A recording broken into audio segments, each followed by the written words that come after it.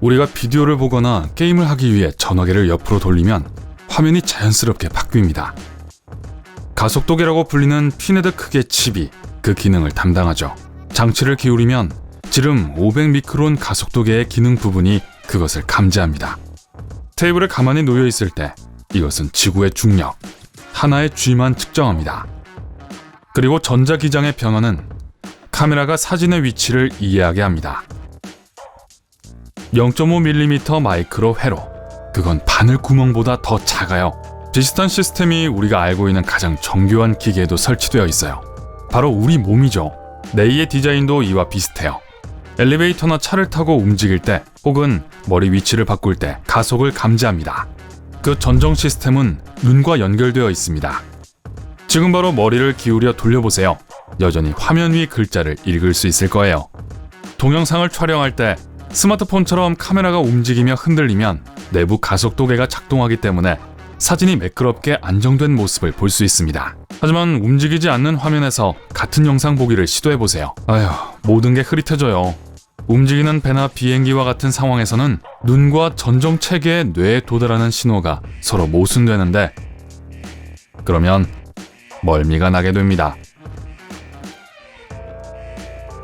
가속도계는 진동계 또는 지진계로도 사용될 수 있습니다. 아마 쓸모없겠지만 스마트폰으로 지진의 강도를 측정하는 옵션이 있다는 게 멋지긴 해요. 또한 여러분의 전화기를 전문적이지는 않지만 부엌 가스레인지의 수평 여부를 확인할 수 있을 정도의 빌딩 미터기로 바꿀 수 있습니다. 전화기에는 더 놀라운 센서가 있습니다. 예를 들면 자기 탐지기 같은 거죠. 우리는 지구라는 거대한 자석에 살고 있습니다. 그래서 그 센서는 나침반으로 사용됩니다. 어떤 앱은 스마트폰을 금속 탐지기로 바꾸기도 하죠. 전문적인 용도로 그런 기기가 필요하지는 않겠지만 벽 안에 있는 전선의 대략적인 위치를 찾는 데 도움이 될 수 있어요.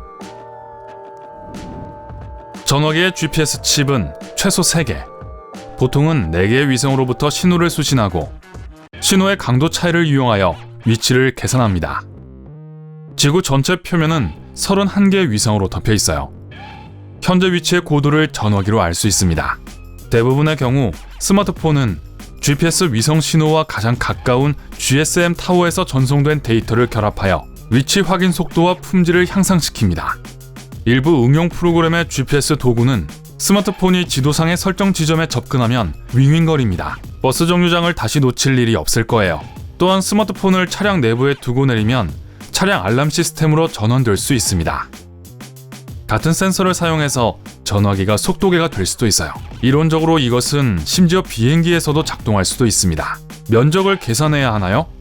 같은 도구를 이용해서 할 수 있어요. 전체 둘레를 따라 걷기만 하면 앱이 면적을 알려줍니다. 전화기 GPS는 시속 1930km 이상 속도와 18,000m 이상의 고도가 감지되면 자동으로 종료됩니다. 한번 해볼까요? 전화기의 전면 패널에 있는 근접 센서는 적외선을 방출하고 반사된 빛을 감지합니다. 통화를 위해 휴대폰을 얼굴에 갖다 대면 배터리 수명을 연장하기 위해서 잠시 화면이 꺼지고 볼로 화면을 누르지 않도록 터치스크린 기능이 해제됩니다. 여러분은 스마트폰 충전을 위해 전기료로 1년에 1,000원 정도를 씁니다. 충전하기 전에 배터리를 0%까지 소모하면 수명이 길어진다는 얘기를 들어봤을 거예요. 요즘 기기들은 그렇지 않아요. 전원이 20%에서 꺼질 때만 완전히 소진하면 됩니다. 그러면 배터리 센서를 재고정하고 작동 상태를 개선할 수 있어요. 일부 프리미엄 스마트폰에는 3축 자이로스코프가 있습니다. 이것은 속도를 낼수록 손을 대지 않고 자전거를 타는 게 더 쉬워지는 것과 같은 원리입니다. 전화기는 가속도계, 나침반, 자이로스코프를 한 번에 사용하므로 절대 위치를 파악합니다. 일부 스마트폰에만 FM 라디오가 내장되어 있지만 모든 스마트폰은 라디오 신호를 수신할 수 있어요. 이건 사람들이 차 밖에서 라디오를 더 이상 많이 듣지 않기 때문일 거예요. 우리 대부분은 인터넷을 이용하죠. 내장 온도계를 이용해 온도를 측정할 수 있는 스마트폰 어플리케이션도 있습니다. 이런 앱들은 놀라울 정도로 정확한 결과를 제공하지만 그 데이터만 의존해서 주말 스키 여행을 세우지는 마세요. 출발 전에 온라인 일기예보를 확인하세요. 전화기가 열원과 주변 전자기장의 영향을 받을 수도 있거든요. 오늘날 거의 모든 스마트폰에는 주변 조명 센서가 있습니다. 화면 밝기를 현재 조명 환경에 맞게 자동으로 조정하죠. 하지만 저녁에 이미 불이 꺼진 상태에서 침대에 누워 잠들기 전에 인터넷을 검색하고 싶다면 하지 마세요. 완전한 어둠 속에서 화면 밝기를 최소화하는 것은 사실 별로 도움이 되지 않을 거예요. 여전히 아주 어두운 배경 속에 있는 매우 밝은 화면일 테니까요. 요즘 대부분의 스마트폰이 가지고 있는 지문 스캐너는 콘덴서로 작동합니다. 이것은 지문의 능선과 굴곡에 대한 다양한 반응의 도움으로 손가락의 전자파 사진을 볼 수 있어요. 일부 스마트폰 제조사는 화면에 초음파 지문 인식기를 내장해봤지만 보호 필름 때문에 문제가 발생하는 것으로 보입니다. 휴대폰의 카메라와 마이크도 센서인데 이를 사용하는 앱은 수백 개가 있습니다.